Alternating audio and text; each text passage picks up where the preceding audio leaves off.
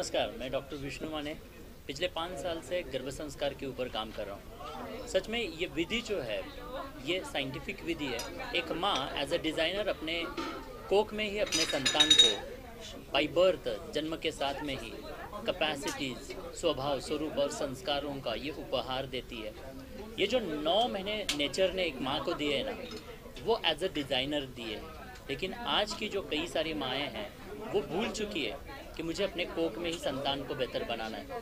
ये समय उस माँ ने किसी को बेच दिया है। दोस्तों, ये जो 9 महीने का समय है, इस संतान के जीवन में वापस कभी नहीं आने वाला है। ये संतान आ जाइए, वापस कभी नहीं आएगी आपकी कोख में। और इसीलिए ये समय जो है, वो प्रोसेस के दौरान डेवलप होते हुए इस बेबी को कोख के दौरान ही देना जरूरी है। जिस माँ ने ये समय अपने संतान को दिया है, आज वो संतान सबसे अलग हो चुकी है। लगभग 18+ कंट्रीज से लाखों लोग हमारे साथ में जुड़ चुके हैं और उनकी जो संतानें हैं वो आज बेहतर बन चुकी है।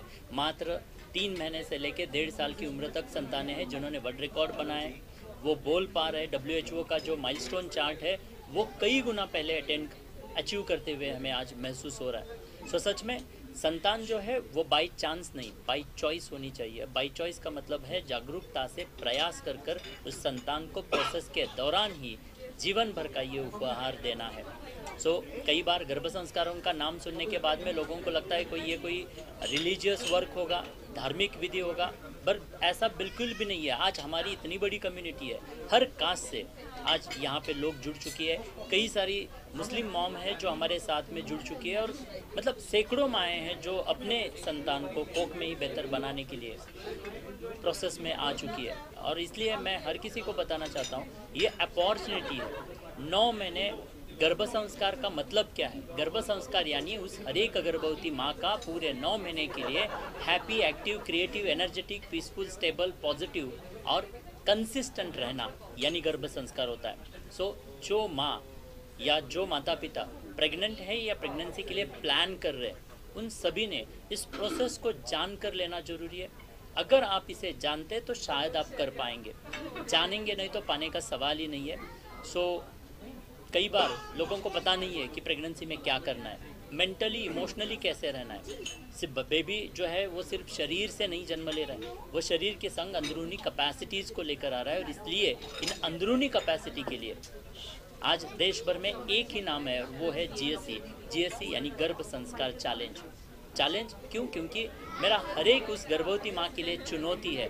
आपके बेबी को और आने वाले देश के भविष्य को बेहतर बनाना चाहते हैं तो ये चैलेंज आपके लिए। जरूर एक बार अनुभव करें और अपने कोख में ही अपने संतान को जीवन भर का ये उपहार प्रदान करें। धन्यवाद। मेरा नाम रीमा बोरा है।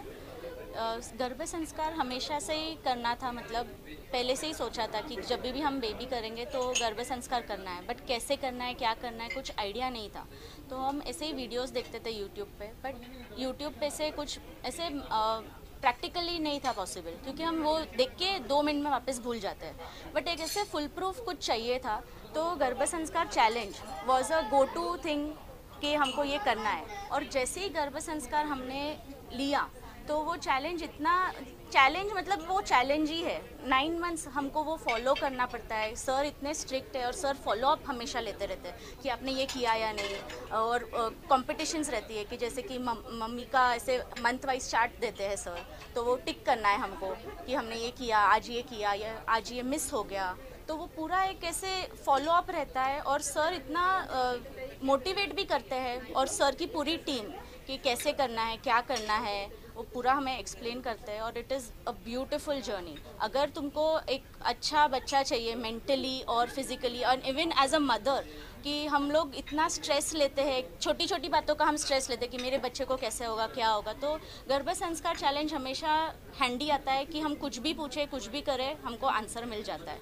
और मेरा बेबी जब बॉर्न हुआ तो मेरा वेट तो बिल्कुल नहीं बढ़ा प्रेगनेंसी में, but my baby was very healthy. I had a baby of 3.86 kgs. So that was a big thing for me.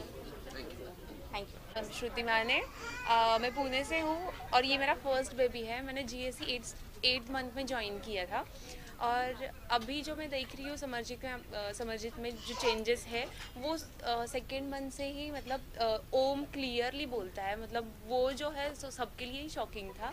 और अभी जो है वो बहुत ज़्यादा एक्टिव है। जो कुछ भी अफर्मेशंस मैंने लिखे हैं वो सारे मतलब वर्क करते हैं। हम लोग रोज़ कुछ नया देख रहे हैं उसमें।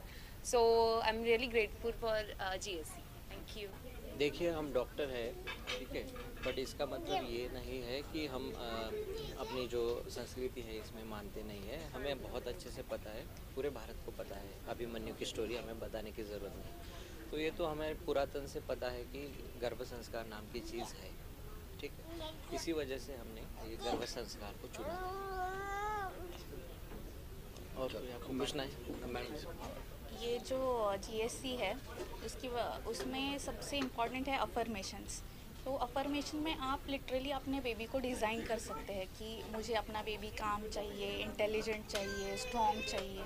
तो मैंने ये सारे अफर्मेशंस बहुत मतलब मैं 4th मंथ से ही लिख रही थी और अभी मैं देख रही हूँ आई कैन एक्चुअली सी कि ये बहुत काम है।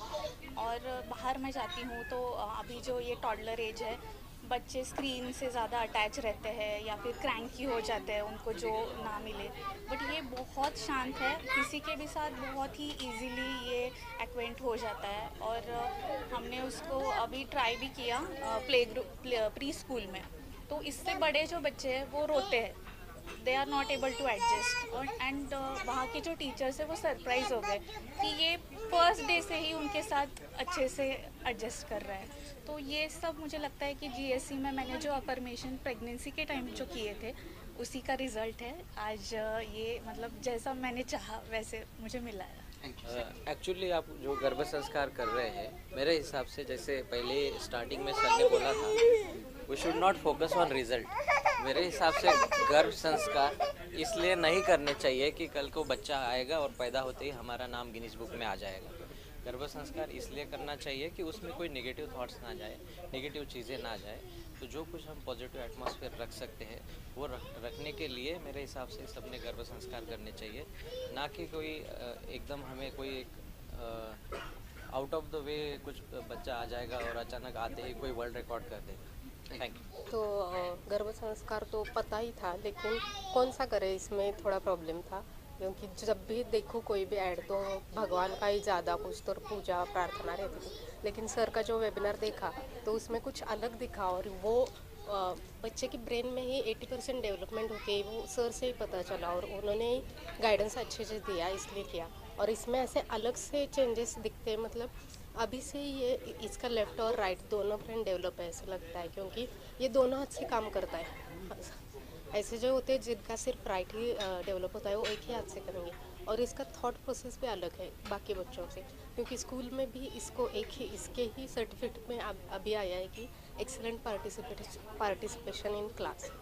मतलब इसका कुछ तो अलग है, इसलिए टीचर्स भी इसको बोलते हैं। इसलिए ऐसा लगता है कि ये अलग है बाकी बच्चों से।